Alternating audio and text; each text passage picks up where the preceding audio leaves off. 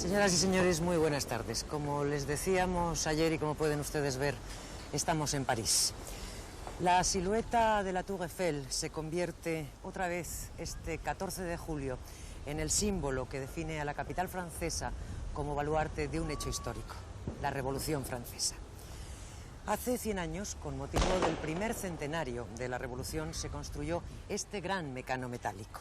Hoy, París es la capital del mundo, no solo porque se conmemore aquí el bicentenario de aquel otro 14 de julio, sino también porque aquí ha comenzado esta tarde la 15ª Asamblea de los 7 países más industrializados del planeta.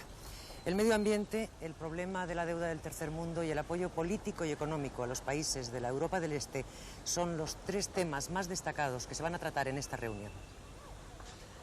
Las nuevas dependencias del Louvre, que tras las ampliaciones que deben durar hasta 1992 han de convertir este museo en el más grande del mundo, han sido por esta tarde la sede de trabajo de los jefes de Estado o de Gobierno aquí reunidos.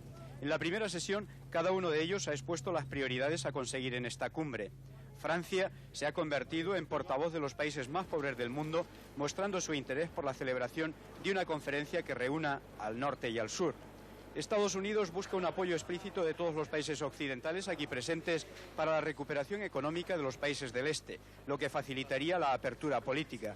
Los americanos han recordado que entre todos sería mucho más fácil, pues suponen 2/3 de toda la riqueza mundial y más del 50% del comercio.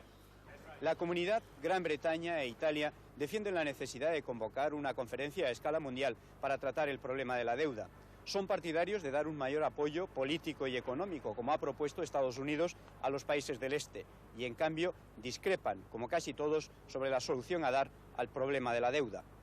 Japón ha señalado que tiene ya dispuestos 38.000 millones de dólares de sus excedentes para dar nuevos préstamos a los países con mayores problemas por causa de la deuda.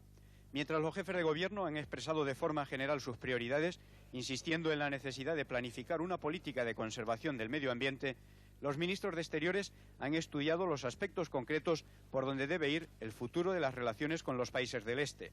Y los ministros de Economía se han centrado en el asunto de la deuda y en las expectativas económicas y comerciales para los próximos años. Los 7 grandes han comenzado ya los trabajos de la cumbre. Esta cumbre se desarrolla en unas circunstancias y ante unos testigos que le imprimen unas características muy determinadas. La concentración en París de líderes pertenecientes a países en distintos estadios de desarrollo ha convertido esta cumbre en una especie de encuentro informal norte-sur. Un asesor de uno de los reunidos en la cumbre de París ha declarado extraoficialmente que parece existir una carrera contrarreloj entre los líderes ricos por demostrar cuál de ellos es más verde, más ecologista. Y parece claro, por las declaraciones previas de alguna de las delegaciones, que esta cumbre va a separarse bastante de las preocupaciones de sus 14 predecesoras, dedicadas casi exclusivamente a la coordinación de políticas económicas, financieras y monetarias.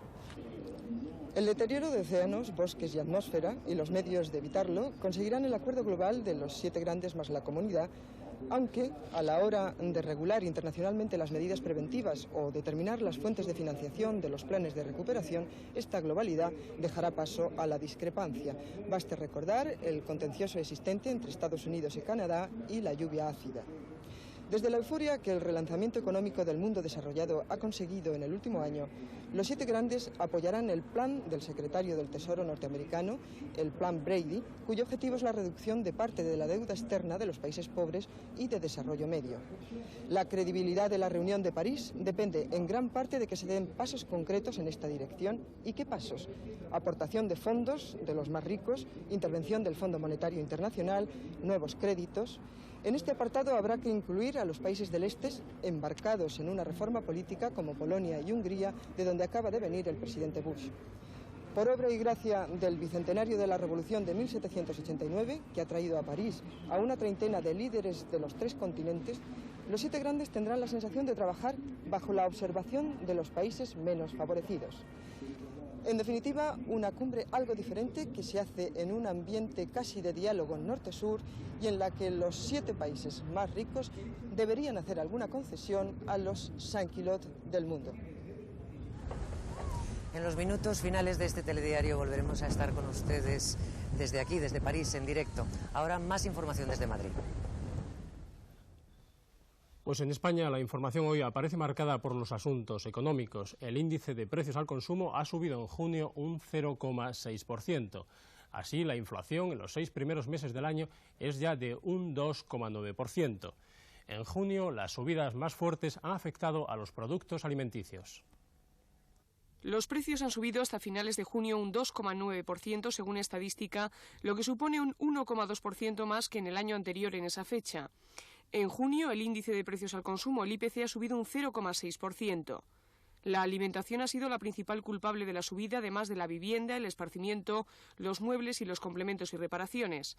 En concreto, los productos alimenticios, con un crecimiento del 1% en junio, han sido los responsables de las 2/3 partes del crecimiento del índice general, especialmente las frutas frescas, el pan, las hortalizas y la carne de cerdo.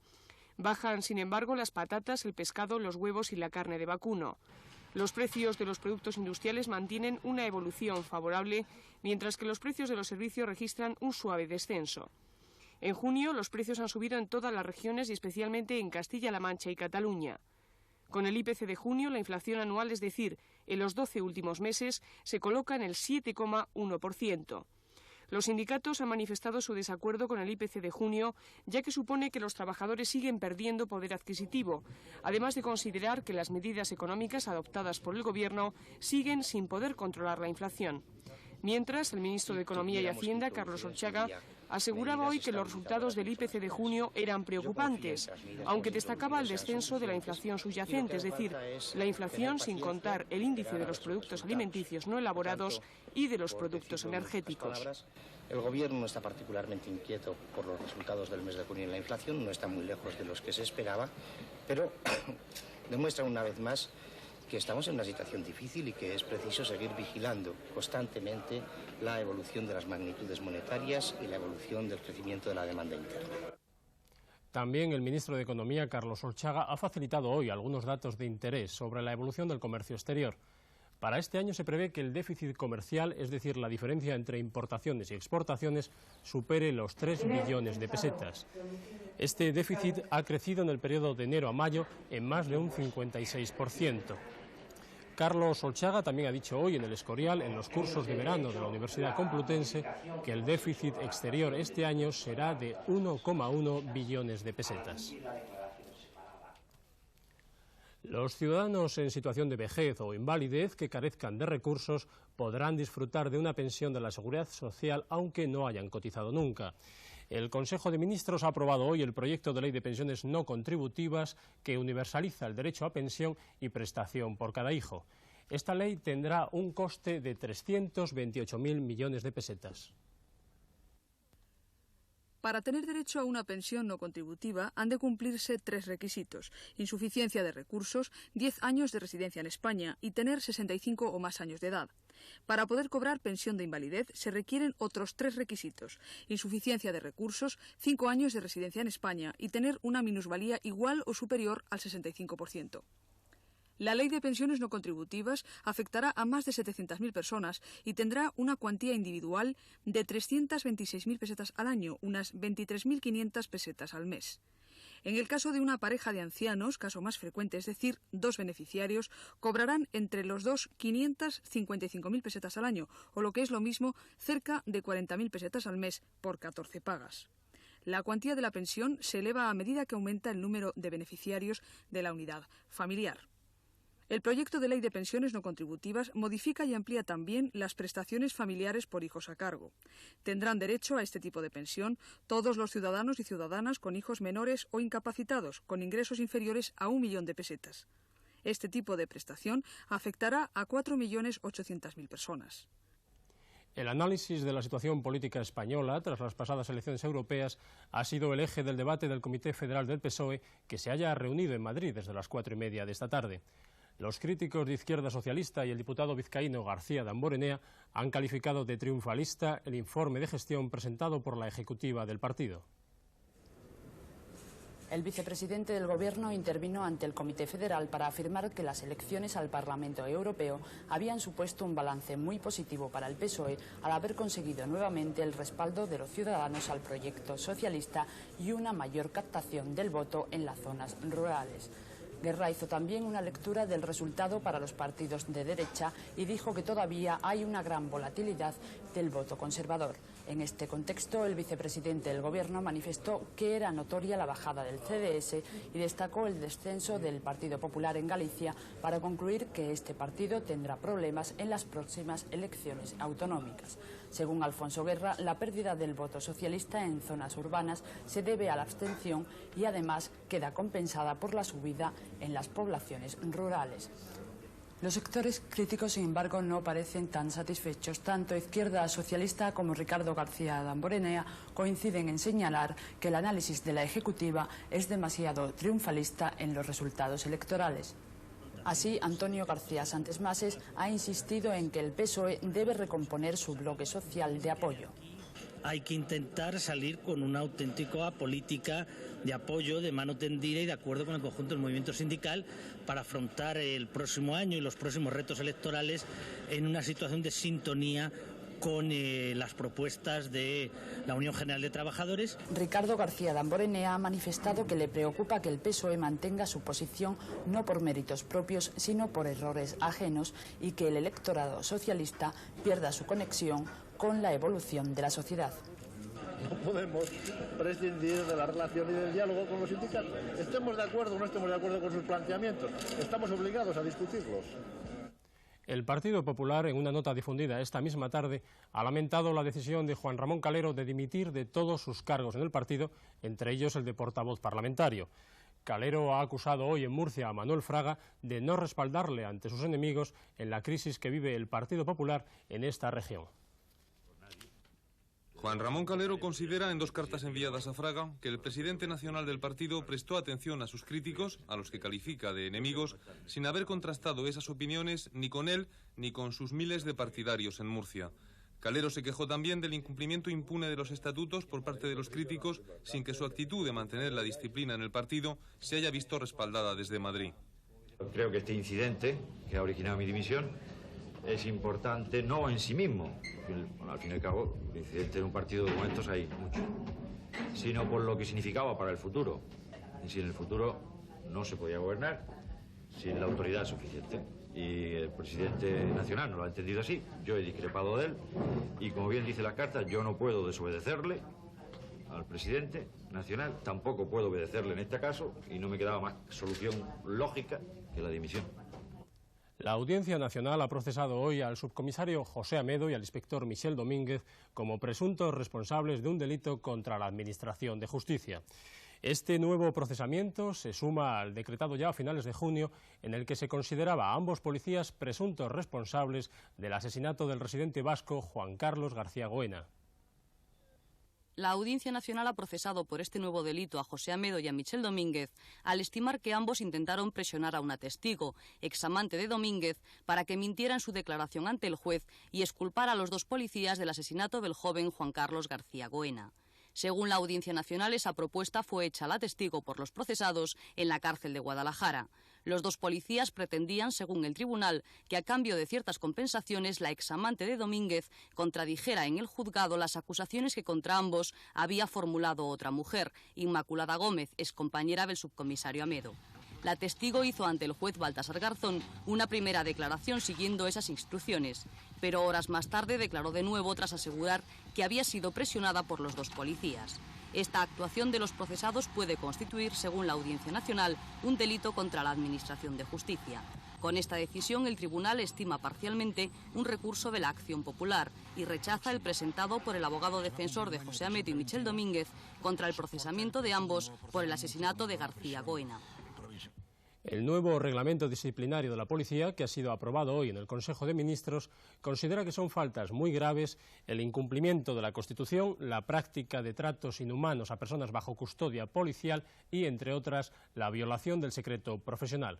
Si incurren en estas faltas, los policías podrán ser suspendidos de sus funciones temporalmente o separados definitivamente del servicio.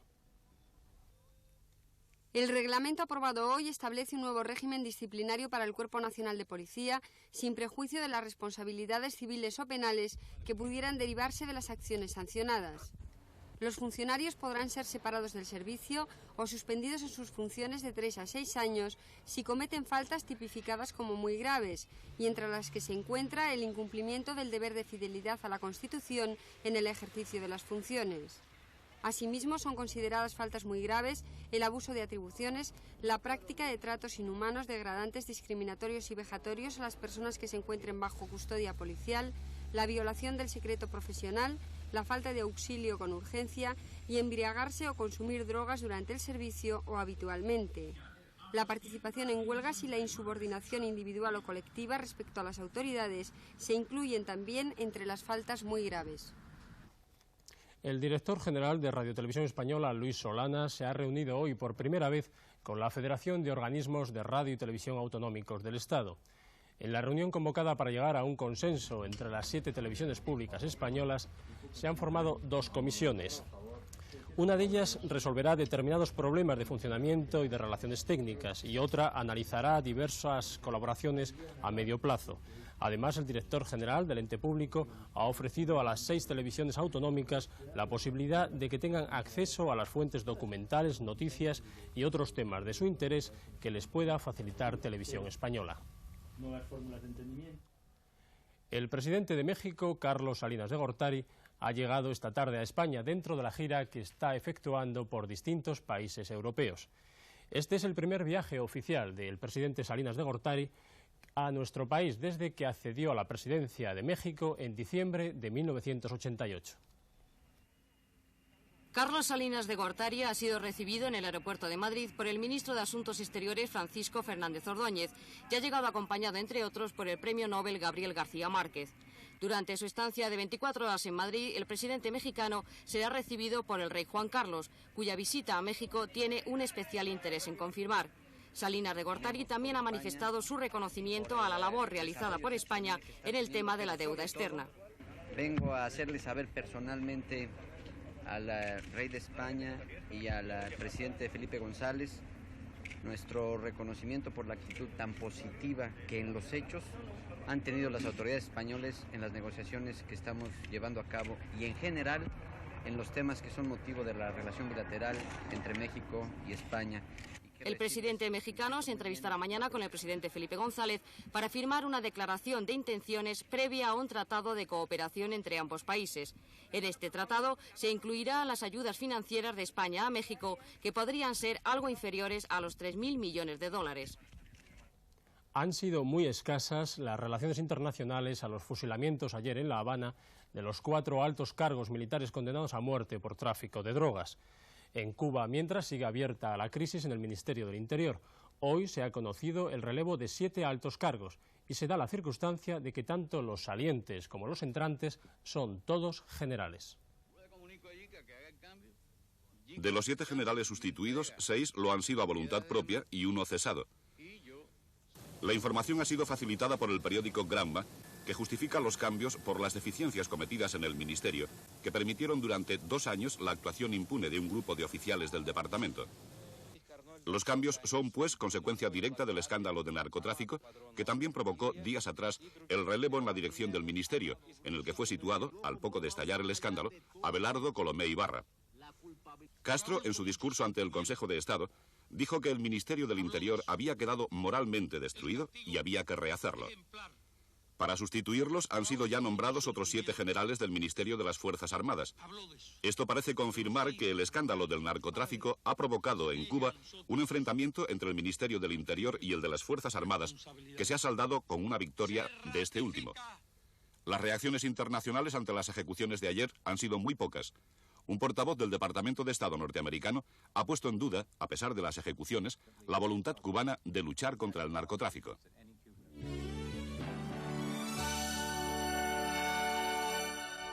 Logan Fignon y Charly Motet han dado un buen susto a Pedro Delgado y Craig Lemon en la etapa de hoy del Tour de Francia.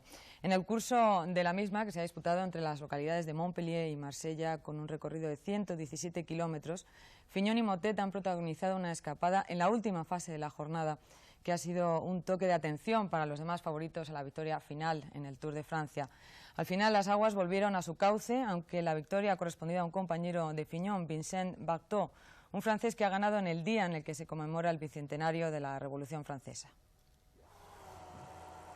Un buen susto proporcionaron hoy a Pedro Delgado los franceses Fignon y Motet. La etapa había transcurrido bajo mínimos en sus primeros 120 kilómetros debido al viento y al sofocante calor, pero precisamente el viento propició un triple corte en el pelotón.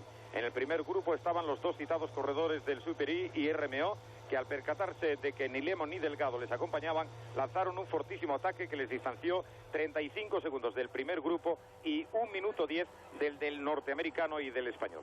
Delgado y Lemon, en un auténtico sprint, iniciaron la caza y tras unirse al primer pelotón, lograron reducir a Fignon y a Motet a menos de 20 kilómetros para la llegada. Después, Vincent Barteau, del mismo equipo que el líder, de Marroy se alzó con la victoria en el día que toda Francia celebra el bicentenario de la toma de la Bastilla. Creo que ha sido una etapa de desgaste importante un poco para todos, para un poco tanto de fuerzas en el llano, y vamos a ver cómo sigue rodando la cosa. Yo creo que lo importante ha sido que no ha habido al final ninguna sorpresa.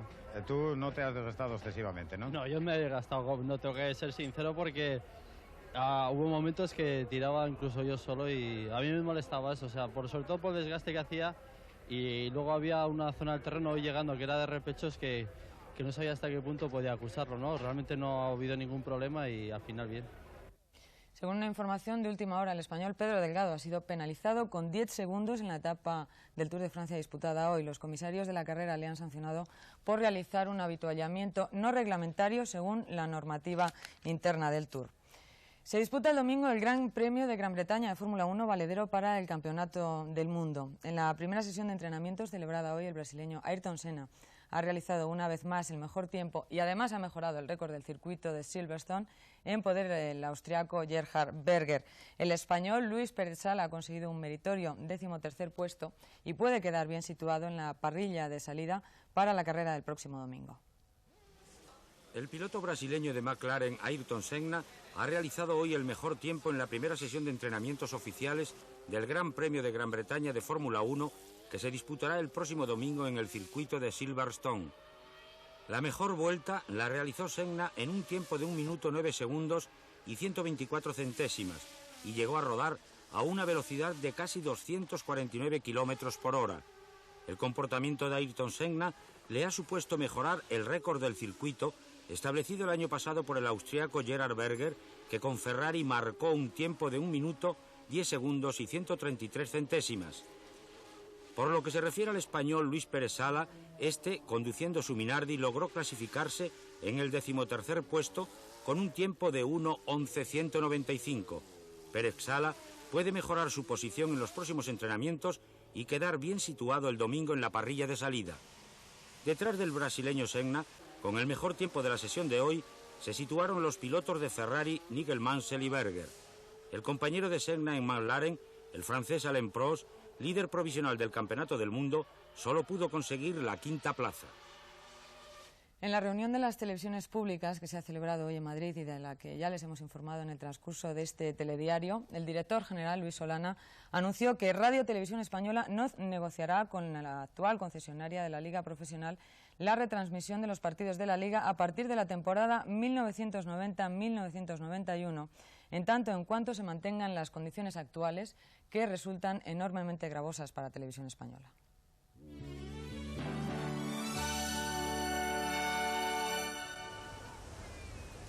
Otra vez en directo desde París, un París en el que en los últimos minutos ha bajado bastante la temperatura. Dentro aproximadamente de 1 hora se iniciará en los Campos Elíseos el desfile más popular de las fiestas del Bicentenario. Miles y miles de actores y de figurantes participan en este acto, que es una mezcla de espectáculo de Hollywood y de Carnaval de Río, y que ha sido bautizado con el nombre del himno francés, la Marsellesa. Esto es tan solo un ensayo que se ha realizado casi en secreto durante las últimas semanas. Hasta esta noche, cientos de miles de franceses y visitantes extranjeros no podrán contemplar el gigantesco espectáculo preparado por Jean-Paul Gault bajo el nombre de la Marsellesa, con más de 6.000 actores, bailarines y músicos de todo el mundo. Una de las representaciones más significativas es la de China, integrada por los estudiantes de esta nacionalidad que habitan en París y que han sustituido a la prevista delegación oficial. También participará una importante delegación británica.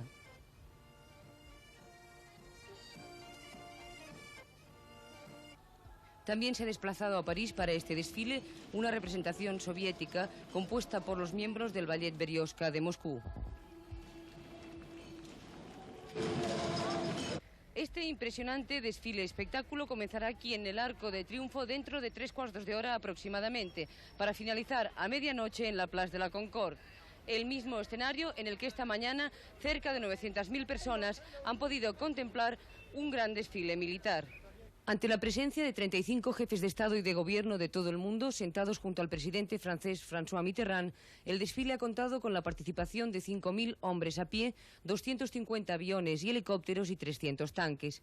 Esta exhibición, en la que destacaba el nuevo inmenso edificio del Arco de la Defensa, abría la histórica jornada del 14 de julio, 2 siglos después de la Revolución Francesa.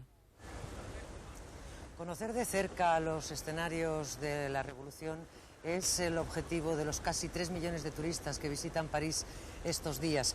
En este recorrido por los lugares en que se produjeron los acontecimientos de 1789 figuran desde la Plaza de la Bastilla hasta el Palacio de Versalles. Un equipo de televisión española ha recorrido también esta semana parte de ese itinerario de la Revolución.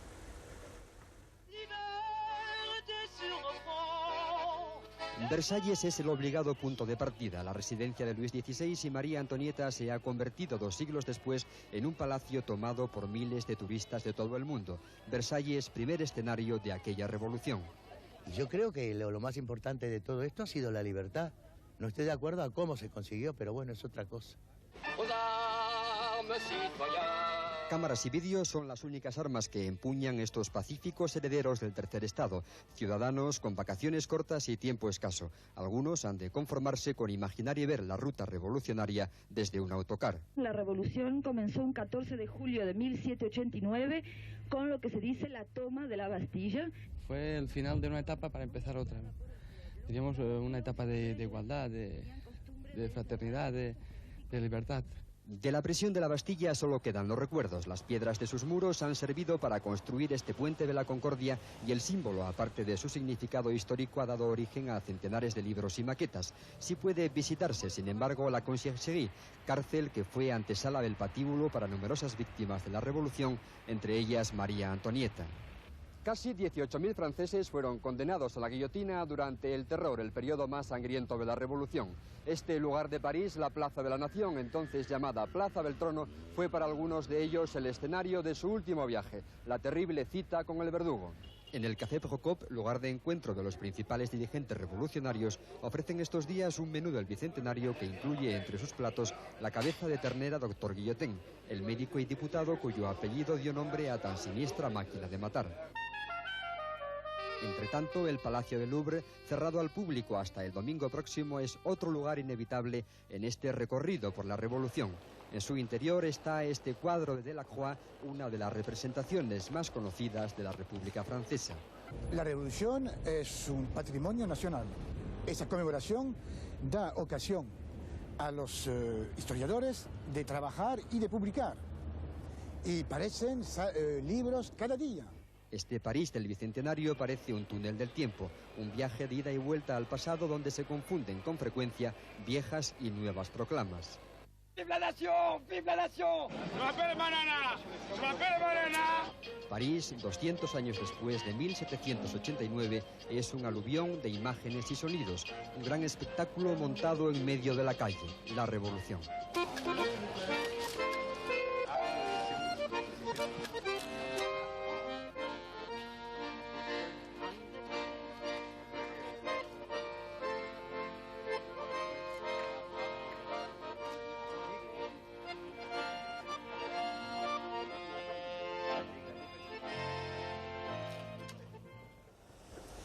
...200 años después de esas palabras, las técnicas audiovisuales han significado también una revolución en el mundo de las comunicaciones. Las crónicas de los días vividos hace 2 siglos puede escribirse y describirse de muchas y diversas formas. Esta es una muestra de cómo puede contarse con imágenes y con palabras la Revolución Francesa en menos de un minuto.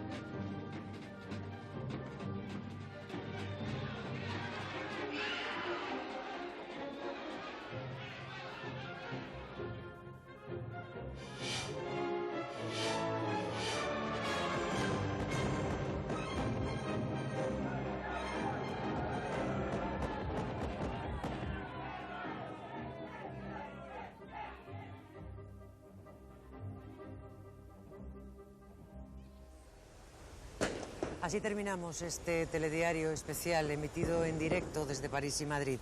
Mañana también a las 8:30 de la tarde, Telediario Fin de Semana seguirá informándoles desde este escenario abierto junto a la Torre Eiffel.